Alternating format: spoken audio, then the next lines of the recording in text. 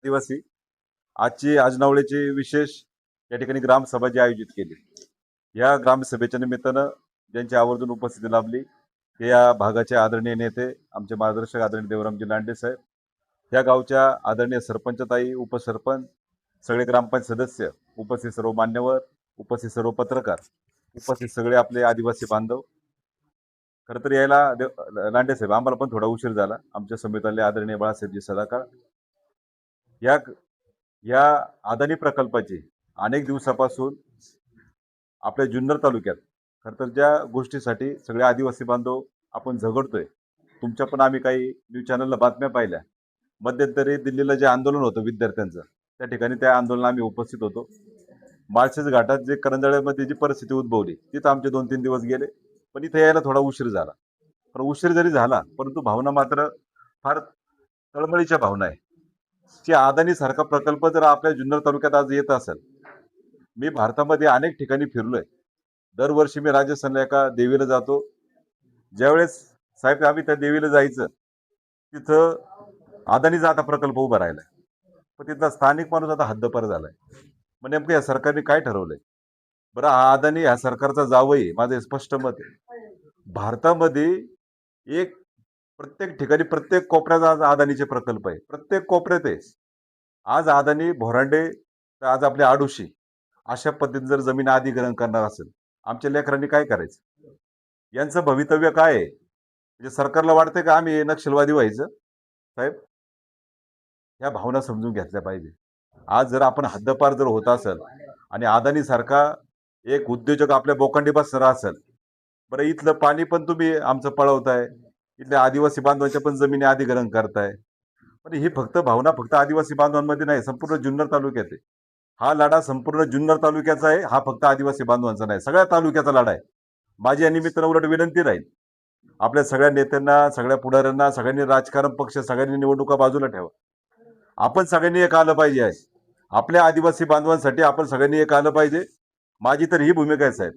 आता मगाशी मी आलो तेवढं सरपंच साहेबांनी सांगितलं की जनसुनावणी पण आपण या ठिकाणी होऊन द्यायची नाही, बरोबर ना?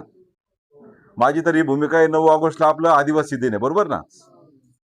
9 ऑगस्टला साहेब तुमच्या मार्गदर्शनाखाली आम्ही सगळेजण त्या ठिकाणी उपोषणाला बसायला मी तयार आहे. या अदानीच्या विरोधात तुमच्या आपल्या सगळ्या आदिवासी बांधवांच्या मार्गदर्शनाखाली साहेब यांची सगळ्यांची जर साथ असेल, आदरणीय लांडे साहेब तर या गोष्टीसाठी लढा देतात ते, सगळेजण लढा देतात ते. परंतु आपण सगळ्यांनी जर असा लढा उभा केला, जुन्नरच्या छत्रपती शिवाजी महाराजांच्या पुतळ्याचे तर मी स्वतः उपोषणाला बसणार आहे. अनेक सहकारी तुमच्यासारखे आदिवासी बांधव त्या ठिकाणी सगळ्यांनी यावं. परंतु या भावना फार तीव्रतेच्या आहे. आज जरी तीव्रता या सरकारला गेली नाही ना, अहो आज भारतामध्ये अनेक ठिकाणी अदानी घुसलाय आणि आपण पाहतो की तिथला स्थानिक माणूस हद्दपार झालाय. बरं, तुम्ही अदानी प्रकल्प तिथं देताय, अशा अनेक ठिकाणी मी पाहिलंय. परंतु तिथल्या स्थानिक माणसाचं काय याचा विचार मात्र सरकार करत नाही. आज केंद्र सरकार असेल, राज्य सरकार असेल, यांनी अदानीला त्या ठिकाणी आपण पाहतोय की काश्मीर पासून तर कन्याकुमारी पर्यंत मध्यंतरी निवडणूक पक्ष सगळ्यांनी बाजूला ठेवा, परंतु राजसाहेब ठाकरेंचं एक महानगरपालिकेच्या निवडणुकीतलं भाषण आहे अदानीच्या विरोधात, तुम्ही ते आवर्जून बघा. या अदानीने किती पोखरले आणि अदानी कधीपासून या ठिकाणी फणा काढून बसलाय. आपल्या काही 10 ते 15 वर्षापासून अदानी आपल्याला माहीत झाला आणि अदानी हा संपूर्ण भारतावर त्यांनी एक इंच त्या ठिकाणी सगळीकडे पोखरून ठेवलंय. आणि आज जर जुन्नर तालुक्यात जर येत असेल तर माझा अदानी प्रकल्पाला खरं तर या माध्यमातून सांगणं की छत्रपती शिवाजी महाराजांचा हा जुन्नर तालुका आहे. इथे ही संघर्षाची भूमी आहे. आदरणीय राघोजी भांगरे साहेब असतील, बिरसा मुंडा साहेब असतील, राया ठाकर असेल, ही संघर्षाची भूमी आहे आणि आपल्या त्या गोष्टीची जाण आहे. आपण सगळे आदिवासी बांधव, आपण सगळेच या ठिकाणी एकत्र पद्धतीने लढा देऊ. मी तुमच्यातला एक घटक आहे, काय काळजी करू नका. तुमच्यासाठी लढा आपण सगळ्यांनी जण उभा करू, एवढीच माझी या माध्यमातून विनंती आहे. आणि 9 ऑगस्टला जुन्नरच्या छत्रपती शिवाजी महाराजांच्या पुतळ्याजवळ या उपोषणाला सुरुवात होईल. त्याच्या अगोदर सगळे कलेक्टर असतील, तहसीलदार साहेब असतील, यांना सगळा पत्रव्यवहार होईल. परंतु आपल्याला काही जरी झालं, उद्या पार आम्हाला त्याच्यात जर मरण जरी आलं, परंतु अदानी प्रकल्प आम्ही या ठिकाणी होऊन देणार नाही. हे आता 100% आम्ही विडा उचललाय. त्या विड्यात तुम्ही सगळ्यांनी सहभागी आहोत. आजपर्यंत आपल्या जुन्नर तालुक्याची संघर्षभूमी, छत्रपतींना आपल्यासारख्या मावळ्यांनी साथ दिली म्हणून स्वराज्य उभं राहिले. आपल्याला काही झाले तरी लढा उभा करायचा आहे आणि अदानीला काही झालं तरी येऊन द्यायचं नाही, त्याला हद्दापारच करायचंय. हा सगळ्यांनी खरं तर हा सगळ्यांनी विडा उचलावा. तुमची सगळ्यांची साथ आहे का मला? लांडे साहेब तुमची साथ आहे का साहेब? हे असे मार्गदर्शक आपल्या मागे आहेत, काय काळजी करू नका. हा तरुणांचा लढा आहे, आपण सगळ्यांनी उभा करू. आपले सगळे ज्येष्ठ मार्गदर्शक ह्या महिला भगिनी. लांडे साहेब तुम्ही साक्षीला आहे.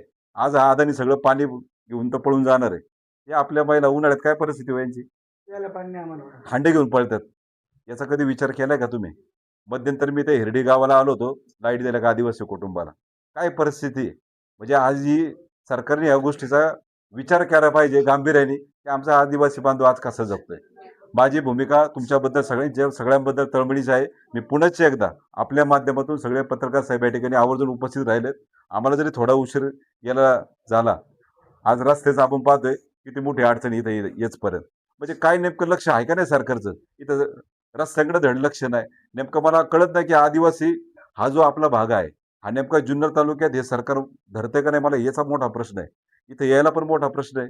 रस्त्याने मला असं वाटतं ज्यावेळेस महिला भगिनीची आमच्या एखादी डिलिव्हरीची वेळ येत असेल, काय करायचं हो महिला भगिनींनी? आमच्याकडे तीच आता आणली परिस्थिती, कारण रस्ता पण नाही आमच्याकडं. आणि एखादी महिला डिलिव्हरी न्यायची तिथून आम्हाला 3 ते 5 किलोमीटर महिला आणावं लागते गाडवरच्या स्टॉपला आतापर्यंत. साहेब ह्या किती काय परिस्थिती आहे आमची. या सर्वसामान्य जनतेच्या साहेब भावना आहेत.